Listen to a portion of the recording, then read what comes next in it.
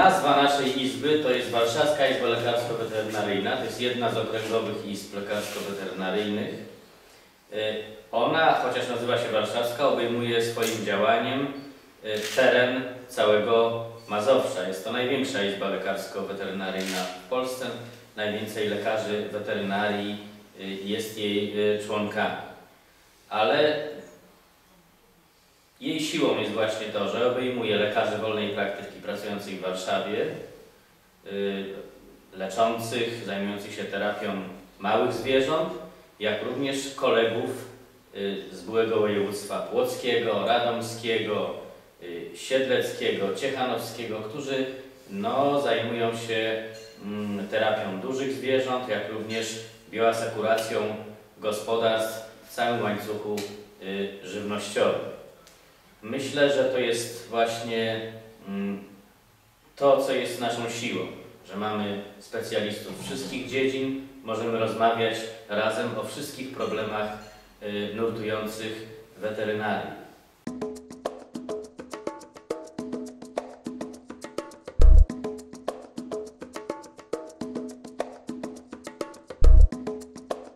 Witam Państwa, rozpoczynamy radę. Proszę o spokój.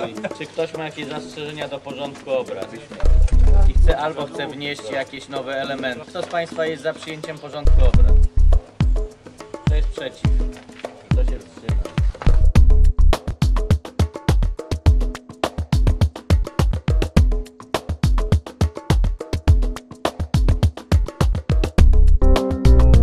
Czy wszyscy zapoznali się ze sprawozdaniem? Kto ma jakieś uwagi do sprawozdania? Kto z Państwa jest za przyjęciem sprawozdania?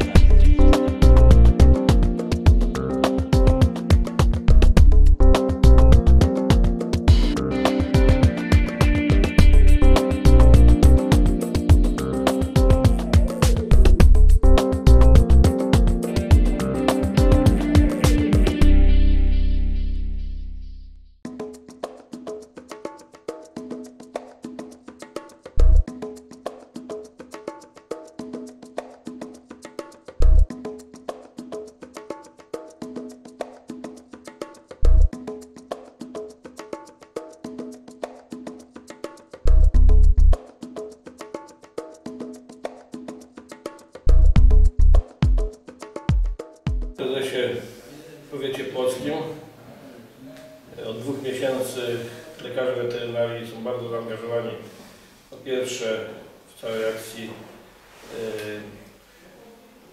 powodziowej, likwidacji szkód po powodzi, oczywiście w zakresie tym, który należy do lekarzy weterynarii, i sądzę, że to nasze dzisiejsze spotkanie i wczorajsze z lekarzami weterynarii województwa płockiego, gostynińskiego jest bardzo ważne, żeby omówić te sprawy dotyczące funkcjonowania weterynarii w różnych sytuacjach, między innymi w sytuacjach zagrożeń.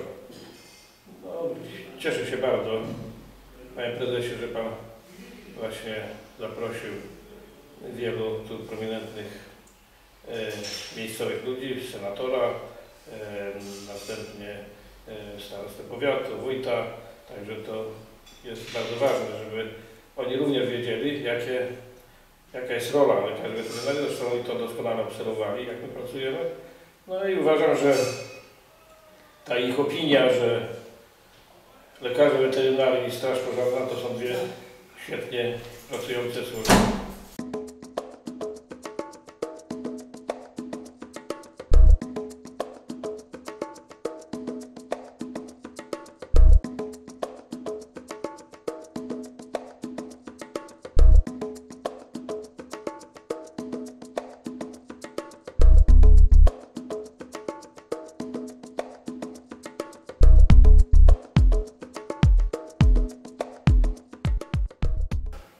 Spotykają nas co jakiś czas różne katastrofy, powodzie, pożary, trzęsienia ziemi, trąby powietrzne. Właśnie na terenie naszej izby w Katedrze Higieny Żywności i Ochrony Zdrowia Publicznego rozpoczęliśmy już od paru lat wykładanie przedmiotu ochrona zdrowia publicznego w stanach zagrożeń. Tam właśnie mówimy o roli weterynarii, o jej działaniach w sytuacjach katastrof. Jesteśmy na terenie Płockiego, gdzie z takimi zjawiskami mieliśmy do czynienia. Tutaj wystąpiła wysoce patogenna grypa ptaków. Tu również w ostatnim czasie, no niestety, doszło do powodzi. I trzeba powiedzieć, że to jest jednoznaczna opinia wszystkich, że dwie najbardziej sprawne służby w tego typu sytuacjach to jest Straż Pożarna i weterynaria. Taka jest opinia, no właściwie tutaj jest wszechobecna na tych terenach, gdzie doszło do takich tragedii. Tym bardziej trzeba kolegom i z Płockiego, i również z innych województw, gdzie doszło do różnych sytuacji krytycznych, serdecznie podziękować za ich zaangażowanie, za wiedzę merytoryczną, za to, że dobrze dają dobre świadectwo naszemu zawodowi. Po przeprowadzeniu odpowiednich procedur jest ogier wprowadzany i mrożony na sieci. Ile klaczy jest dzisiaj nadanych w Polsce? Ja osobiście 33 w tym sezonie zainscenowałem. Tak. Skuteczność. Tu u nas za 2 poprzednie sezony jest ponad 80%, z 80 groszami. Także nieźle. Miejsce naszego spotkania i posiedzenia Rady, mamy tu rozszerzone posiedzenie Rady Warszawskiej Izby Lekarsko-Weterynaryjnej. To miejsce jest nieprzypadkowe, dlatego że znajdujemy się w stadzie Ogierów w Łącku, w pięknym obiekcie, który nadal jest obiektem państwowym, ale przy okazji mieliśmy tu wizytę w samych stajniach, ale również zetknęliśmy się ze wspaniałą pasją, może inaczej, z pasją wykonywany zawód w stacji unasieniania koni, gdzie przy użyciu nowoczesnych metod właśnie wykonuje lekarz weterynarii wspaniałą robotę, taką, która da szansę zachowania materiału genetycznego koni. No i rzeczywiście osiąga bardzo dobre efekty, ale tak jak przy każdej czynności, no ta pasja jest bardzo ważna i wykonywanie jej.